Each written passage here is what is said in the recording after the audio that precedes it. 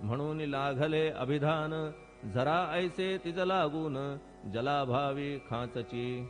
लागला आणि आटला, हे मुळी ठावेन जला, का की जल खाचेला देत नव्हते महत्व मुळी.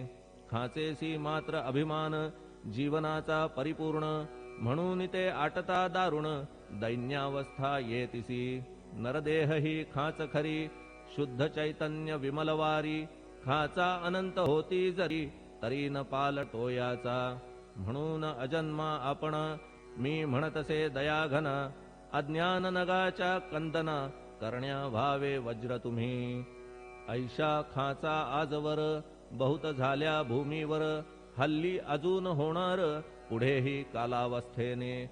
त्या प्रत्येक खाचे प्रत, निराळे नावरूप मिळत, जेणे करून जगतात, ओळख त्यांची पटतसे. आता चैतन्याप्रत, मी तू म्हणणे ना उचित, का की जेथे न संभवते द्वैत, तेची चैतन्य निश्चये. आणि व्याप्ती चैतन्याची, अवघ्या जगाठाई साची, मग मी तू या भावनेची, संगत कैशी लागते. जलमेघ गर्भीचे, एकपणे एक साचे, अवतरणे भूवरी होता त्याचे, भेद होती अनेक. जे गोदेच्या पात्रात, ते गोदा म्हणून वाहिले जात, जे पडे कूपात, तैसी न त्याची योग्यता.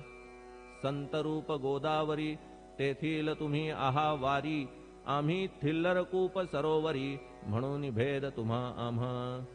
आम्हा भावया कृतार्थ, आले पाहिजे तुम्हा प्रत, शरण सर्वदा जोडून हात, का की पवित्रता तुम्हा ठाई. पात्रामुळे पवित्रता, आली गोदा जलासी सर्वथा, नुसत्या जलात पाहता, ते एकपणे एकची. पात्र गोदावरीचे, जे का ठरले पवित्र साचे, ते ठरण्यात भूमीचे, गुणदोष झाले साह्य पहा.